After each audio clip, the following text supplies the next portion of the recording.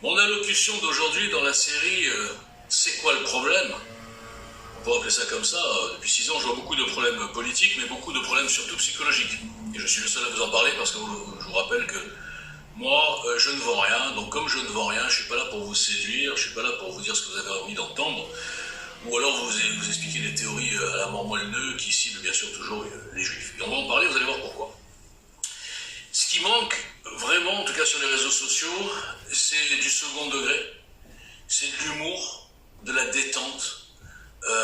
Arrêtez de se prendre au sérieux. Hein, moi, je vous avoue que quand je vois tous ces influenceurs qui se prennent pour des cadors, alors qu'ils sont incapables de défendre leur théorie face à un simple inconnu comme moi, je me dis, mais c'est pas possible que les gens ne voient pas.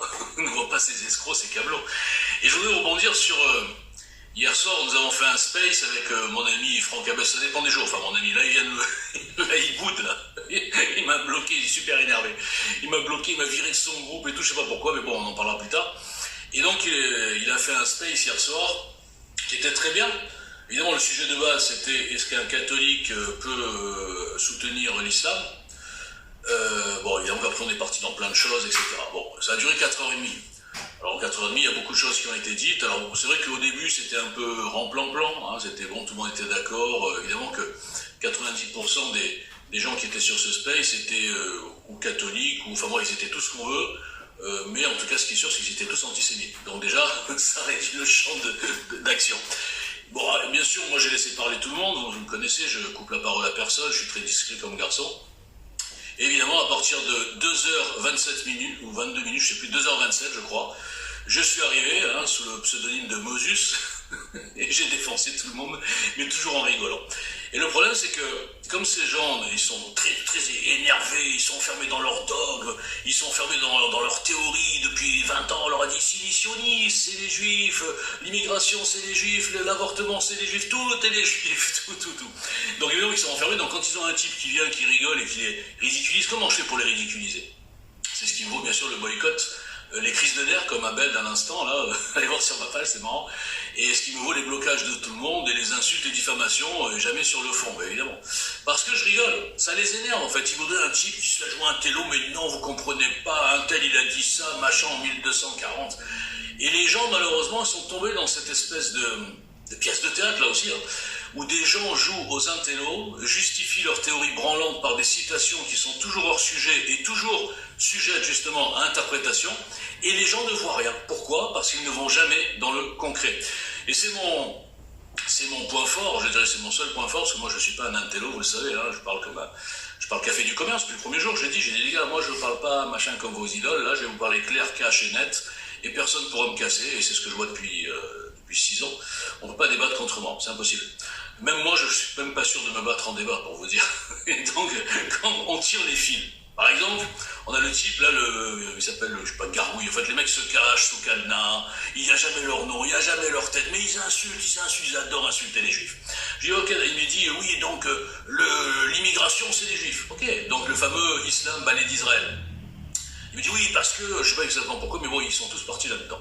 Alors, quand on leur explique les accords qui ont été signés avec l'OCI, l'ICESCO, avec les frères musulmans par nos dirigeants corrompus, rien à voir avec les juifs, rien à voir avec Israël, rien à voir avec le Mossad, ce sont juste des corrompus, ce sont juste des gens qui ont participé à la destruction de la France, ils sont socialo-progressistes, bien mondialistes, bien comme Macron, etc.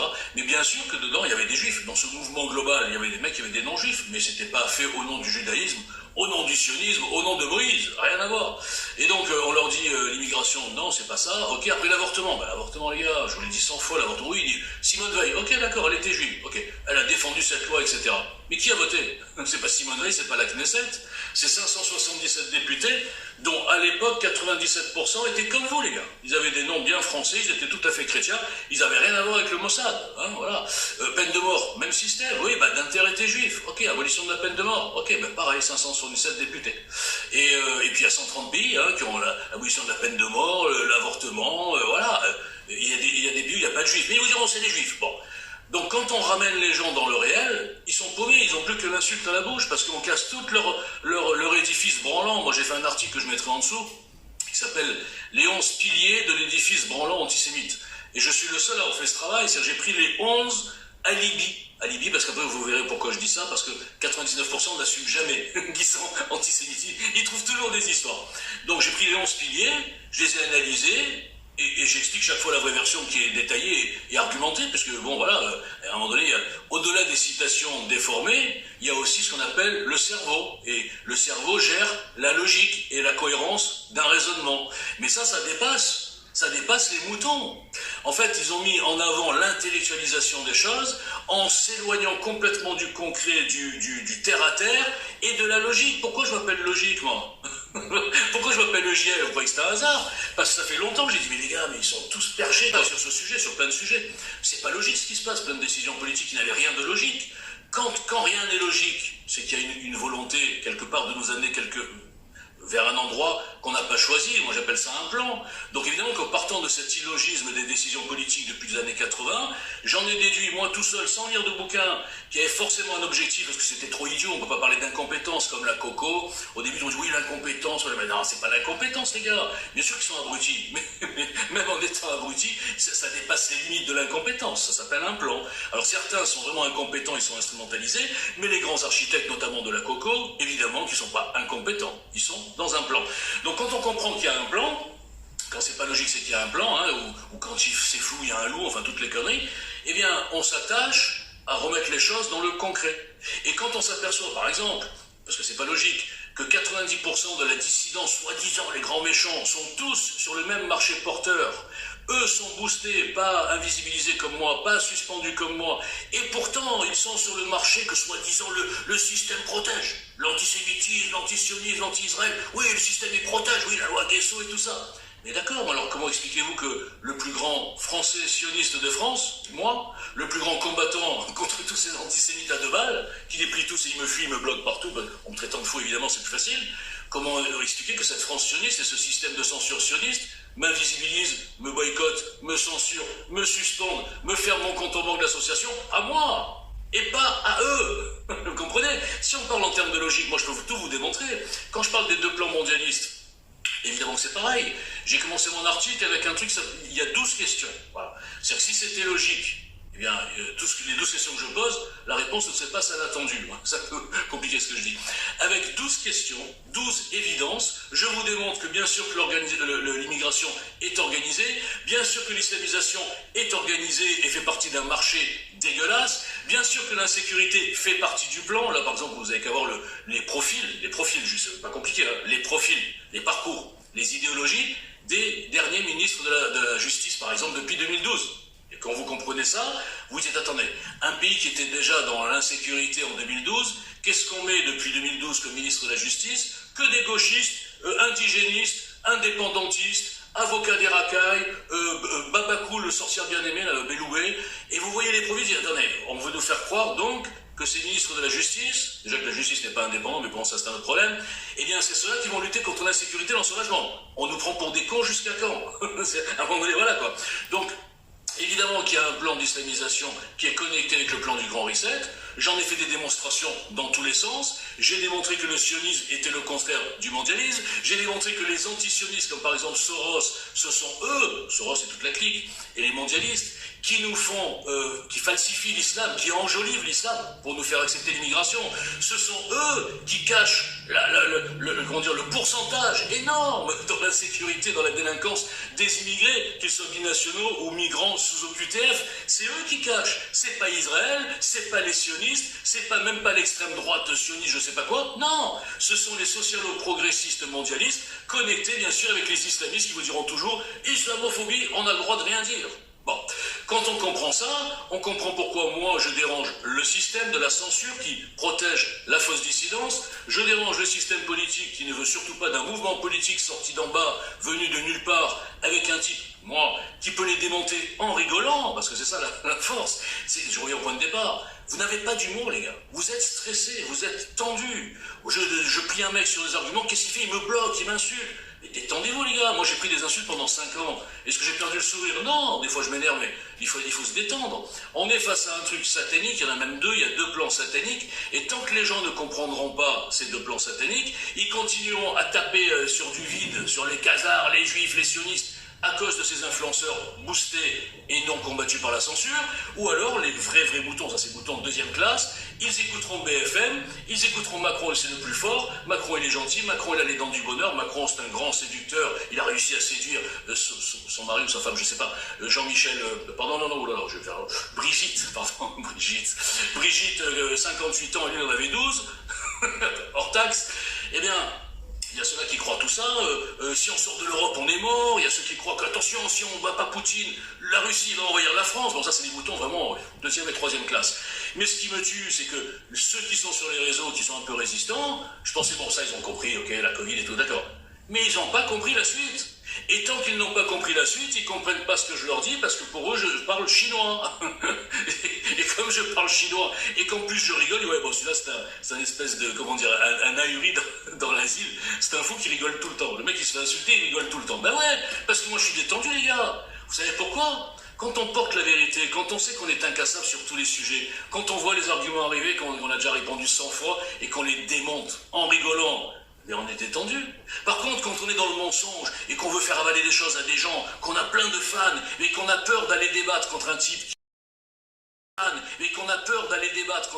qui rigole tout le temps, moi, eh bien, les moutons deuxième ou première classe, je dirais, devraient comprendre que là non plus, ça n'est pas anodin, ça n'est pas logique. Je devrais être sur tous les médias résistants de France, parce que moi, je propose des solutions concrètes, politiques. Je ne vends pas de bouquins, je ne parle pas de Jean-Michel, j'en ai parlé tout à l'heure pour rigoler, je ne fais pas de buzz, je ne cherche pas à me coller aux petites starlettes pour passer dans l'émission, j'en ai rien à foutre, je leur crache à la gueule, mais malgré tout, c'est ça l'indépendance d'esprit, c'est ça de ne dépendre de personne, c'est ça de ne pas être issu d'une loge, c'est ça de ne pas être financé ou par l'étranger, les mollahs, ou par les francs-maçons, ou par d'autres lobbies que vous n'imaginez même pas, parce que vous êtes, c'est des résistants, eh bien, c'est ça la liberté. Et aujourd'hui, la liberté d'un vrai dissident qui propose et qui a un certain talent pour moucher tout le monde et pour faire la purge, eh bien, vous, les moutons deuxième classe, vous le boycottez parce que vous ne le voyez nulle part, et le système qui pourrait bien sûr me donner de l'audience, en tout cas de la visibilité, m'invisibilise parce que ce type-là, il va nous casser notre showbiz, il va nous casser notre marché, il va nous casser tous nos fournisseurs de vues. C'est grâce à eux. N'oubliez pas que les petites idoles, les Soral, Indy, enfin tous ces gens, ce sont des fournisseurs de vues d'entreprises commerciales qui gagnent de l'oseille grâce à des clients, à des vues, à des ventes de produits financiers et de conseils.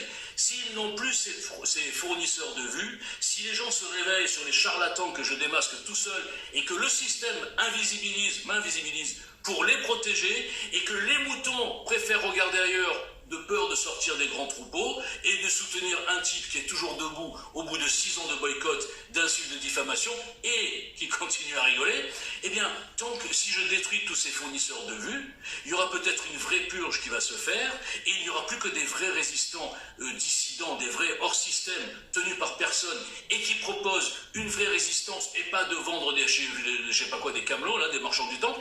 Et là, peut-être que les médias soi-disant résistants feront enfin leur boulot au lieu de sucer leurs fournisseurs de vues. J'ai pris l'exemple de Juvin Brunet, qui est pour moi le meilleur exemple. Je mettrai en dessous la vidéo que j'ai faite sur Juvin Brunet. Pas pour le démasquer, je m'en fous, il ne m'intéresse pas, mais juste pour vous expliquer comment ça fonctionne. Quand Juvin Brunet ou n'importe quel de ces dissidents, fournisseurs de vues, va sur une chaîne, je prends Géopolitique Profonde, ce sont les deux exemples extraordinaires.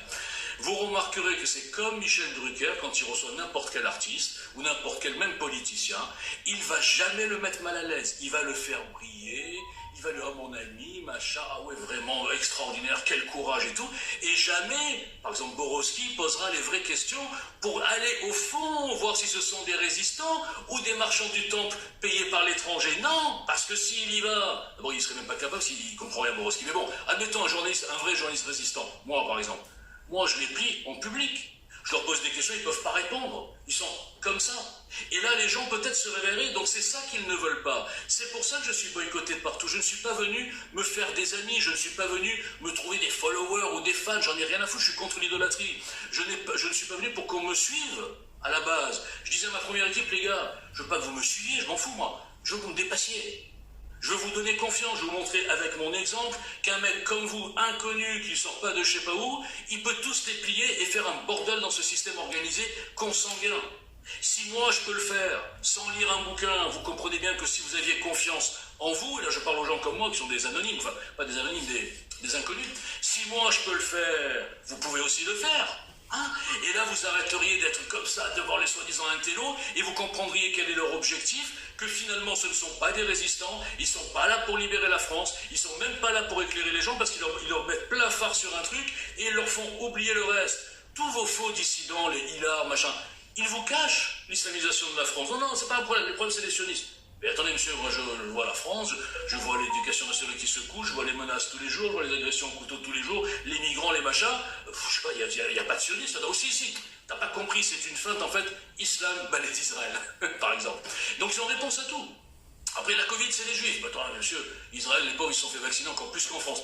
Justement, c'est pour pas qu'on les soupçonne, ils ont vacciné leur propre peuple avec le poison. Bon, je vous donne des exemples. C'est ce que j'ai vu sur les réseaux. On est dans une hallucination collective et les gens qui me voient me battre comme un chiffonnier depuis des années, qui me voient faire des tweets où je démonte avec des preuves tout le monde, avec des trucs évidents, eh bien ne diffusent pas. Et je le dis encore, c'est hallucinant. C'est aussi satanique, je dirais, que le traitement d'Israël et du juif au sens large depuis le 7 octobre. C'est aussi satanique et incroyable que l'islam au sens large. L'islam est une fausse religion, c'est une secte de Satan. Et je suis pas, j'ai pas besoin d'être un grand théologien pour ça. J'ai pas besoin d'être un grand, intellectuel qui va chercher une phrase ou deux. Vous savez, je raisonne en global. Prenez de la hauteur et vous simplifierez les choses plutôt que de rester au ras des pâquerettes avec des intellos qui vous envoient des citations. Prenez de la hauteur, ouvrez les yeux, regardez juste une chose.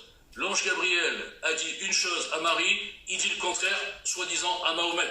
Donc l'ange Gabriel n'était pas l'ange Gabriel, hein, voilà, donc c'était Satan. Ensuite, le Jésus qu'il vous décrit dans le Coran n'a rien à voir avec le vrai Jésus. Encore une escroquerie. Ensuite, allons encore plus loin. On voit le parcours, le profil, le CV pro de Mahomet, on voit le CV pro de Moïse, on voit le CV pro de Jésus.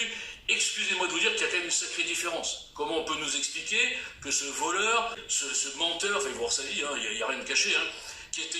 bon, je ne vais pas faire le portrait de Mahomet, mais on peut dire, comment ce type-là, soi-disant, il serait... les modifie, on est en plein délire, et personne ne voit. Donc quand je me dis que tous ces gens qui ont embrassé, on va dire, l'islam sur la base religion de paix et d'amour, alors que c'est une histoire de conquête, de soumission, de mensonges théologiques, de légitimité, par exemple, de Jérusalem sur rien. L'autre, il a rêvé qu'il allait à Jérusalem sur un âne volant. Ah bah oui, pile et glissade depuis 1948, hein, parce que Jérusalem n'est même pas cité dans le Coran. Donc quand je vois cette arnaque extraordinaire, où une religion, je dirais une secte, vraiment, il faut dire qu'elle a beaucoup d'armes, cette secte. Elle a la menace, elle a le fait qu'il y a des extrémistes qui sont prêts à mourir. Donc en fait, les gens, ils ont peur des Arabes. Le problème, je vais donner un exemple. À quoi servent les attentats dans le développement de l'islam? Alors il y en a plein, évidemment, c'est un peu bizarre, hein, il y a des doutes. Mais les attentats où il n'y a pas de doute, il y en a quand même plein aussi. À quoi ça sert? Ça s'appelle la conquête psychologique. À partir du moment où il y a un Samuel Paty, tous les profs de France, par exemple, dans ce domaine-là, fermeront leur gueule, parce qu'ils savent que c'est possible.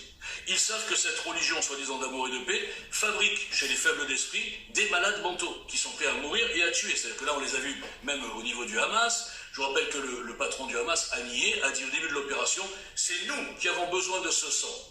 C'est-à-dire qu'ils sont prêts à faire tuer 20 des leurs, 20 femmes, enfants, soldats, ce que vous voulez, pour tuer un juif. Un juif, un juif. Donc si vous comprenez que comment on peut diffuser une idéologie quelque part, où même pour tuer un seul ennemi, on est prêt à sacrifier 20 des nôtres. Et juste ça ne peut pas découler d'une religion, mais d'une folie furieuse, d'une hallucination collective, d'une secte, je dirais, satanique. Et quand je dis satanique, bien sûr, je relie les deux satanismes, je vais le faire tout de suite, c'est un grand écart, et je vais joindre les pieds. Le satanisme du plan globaliste, globalo-fasciste, transhumaniste, homophile, transphile, avortophile, ça se dit pas ça. Avortement, bientôt ils vous diront jusqu'à 9 mois et un jour, c'est bon, ça passe, ça c'est bon. Ok, intelligence artificielle, transhumanisme, il n'y a pas de Dieu, l'homme est roi, ça, c'est pas du satanisme. Quand on est contre le Christ, contre Dieu, contre quel qu'il soit, quel que soit le Dieu de qui que ce soit, eh bien, on est du côté du diable. C'est facile, hein. Et quand on est déjà du côté du diable, on est des employés du diable pour détruire la terre de Jésus, le peuple de Jésus, l'exterminer et dire à Jésus, nous allons les tuer jusqu'au dernier. Pourquoi? Personne ne se pose la question, c'est marrant comment vous êtes inculte, hein, sur ce dossier en tout cas, personne ne se pose la question quand les dirigeants, ils l'ont dit, hein, j'ai rien inventé, nous tuerons les juifs jusqu'au dernier. Hamas, etc. Après, bon, ils disent aussi, nous tuerons les mécréants, les chrétiens, mais ça, vous ne voulez pas l'entendre parce que vous ne pouvez pas soutenir des gens qui veulent vous tuer, ben, c'est ce que vous faites en majorité, en France en tout cas, c'est assez déplorable. Donc, posez-vous la question, est-ce que vous avez déjà entendu dire Hitler dire, les Russes, nous allons les tuer jusqu'au dernier? Jamais. Napoléon, il a dit, n'importe qui, même Jules César, personne. Aucun chef militaire dans aucune guerre du monde n'a jamais dit « nous allons tuer cela jusqu'au dernier ». C'est-à-dire en fait faire éteindre la civilisation. C'est pas gagner une guerre, élargir les frontières, etc. Non, non, non. On veut les tuer jusqu'au dernier.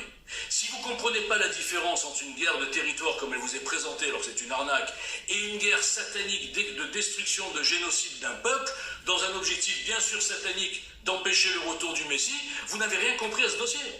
Et ça, tant que vous ne le comprenez pas, vous continuerez à vous attacher aux détails, à la propagande où genre les Juifs veulent tuer tous les Palestiniens, ce qui est complètement absurde. Les Palestiniens, c'est aussi des Arabes, c'est des musulmans. Il y en a 2 milliards, excusez-moi, mais 7 millions, ils auront du mal. Et les Juifs veulent conquérir rien du tout, ils ont un petit bout de terre. On vous a inversé l'histoire par le nombre, la lâcheté, la soumission, la menace, la propagande, la complicité des médias, la complicité des putaclics et des influenceurs de mes deux. Eh bien, vous avez tout avalé. Je parle sur le réseau. Hein. Les gens en bas dans la rue, ils ne sont pas comme vous. Hein. Je parle au sens large. Sur les réseaux, vous êtes 80%, grâce à tous ces petits médias, etc., qui font leur beurre là-dessus. Bien sûr, la clientèle pro-musulmane est énorme. On rajoute les antisémites, on rajoute les communistes, un communisme, islamisme. J'ai plein de points communs, mais j'en parlerai pas aujourd'hui. Eh bien, vous avez une clientèle énorme. Et donc, sur les réseaux, aujourd'hui, ceux qui ont été attaqués avec un pogrom inégalé, filmé, diffusé par les agresseurs, mais on a dit non, non, non, en fait, c'est Israël qui les a tués, ils ont tout organisé, en fait, c'est des faux du Hamas, bon, même ça, en fait, c'est un truc de fou. Eh bien, ceux qui ont été là, et finalement, ce sont eux qui ont attaqué comme ça, gratuitement, sans rien, sans aucune raison. Ce sont eux, comme ça, ils ont dit, tiens, on va attaquer Gaza. Alors que j'étais parti de Gaza depuis 2005, depuis 2007. Voilà. Donc, quand vous voyez cette inversion dans ce sujet, comme dans tant d'autres, quand vous voyez que vous idolâtrez des gens qui sont promus par le système, parfois fabriqués, et en tout cas pas invisibilisés, en tout cas beaucoup moins que Walter Boujna, quand vous avez un type qui est honnête, franc, direct, qui ne vend rien, qui se bat depuis 7 ans, seul contre tous, et que vous lui crachez à la gueule parce que vous avez besoin d'être dans des grands troupeaux de fabriqués, eh bien je vous le dis, arrêtez de vous prendre pour des résistants. Et je reviens à ma vidéo de Tout épinglé, vous n'êtes que des moutons. Vous n'êtes que des moutons qui suivez le vent, qui suivez et qui regardez exactement là où vous voulez, là où le système veut que vous regardiez. C'est-à-dire toute cette fausse dissidence, tous ces grands dissidents soi-disant, oh là là, ils sont fichés S, ils sont suspendus, en fait rien du tout. Parce que si on veut rendre invisible quelqu'un, croyez-moi, c'est très facile, comme ils m'ont fait à moi. Voilà. Et pour finir, je vous conseillerais une chaîne qui s'appelle L'Observateur, qui est extraordinaire. Le mec, il a un talent extraordinaire, il reprend un peu les trucs de l'islam, et il reprend un peu des sourates, il vous explique beaucoup mieux que moi, parce que moi je suis pas capable d'expliquer ça, et il vous explique à quel point l'islam est une escroquerie. Et dans sa dernière vidéo, il a appelé ça le Coran, en fait c'est le Voici du désert, le Voici le magazine, et c'est extraordinaire. Et avec beaucoup d'humour, moi je crois que si les gens se détendaient un petit peu, moi et lui, je le connais pas, hein, on pourrait aller dans une mosquée, même avec des barbus super méchants, super énervés, on arriverait à les faire rire et dire les gars, allez, détendez-vous, vous avez le droit de croire à votre Mahomet, arrêtez de nous emmerder, arrêtez de vouloir nous imposer votre truc, ok, restez dans votre machin, vous êtes très bien, vous voyez pas les incohérences, c'est pas grave, vous avez raison, tout est bien, mais arrêtez de nous saouler les gars. Nous, on veut être juifs, on veut être chrétiens, on veut être bouddhistes, et on vous emmerde. Et je pense qu'à la fin, comme ils sont sympathiques, moi j'aime bien les Arabes, en fait, ils ont une bonne mentalité, il explique très bien, hein, c'est l'islam qui les a rendus comme ça, il les a rendus haineux, rageux, revanchards, machin, ils insultent tout le monde. Calmez-vous les gars, calmez-vous, vous étiez un peuple pacifique au départ. Mais on vous a sorti l'islam, vous êtes devenu, en général, vous êtes devenu un petit peu nerveux. Voilà, donc allez voir cette chaîne, et puis voilà, c'est ce que j'ai à dire aujourd'hui. Ouais, chaque jour je me défoule un peu avec vous, personne ne me regarde, personne ne me diffuse, mais vous savez quoi, je m'en fous. Merci.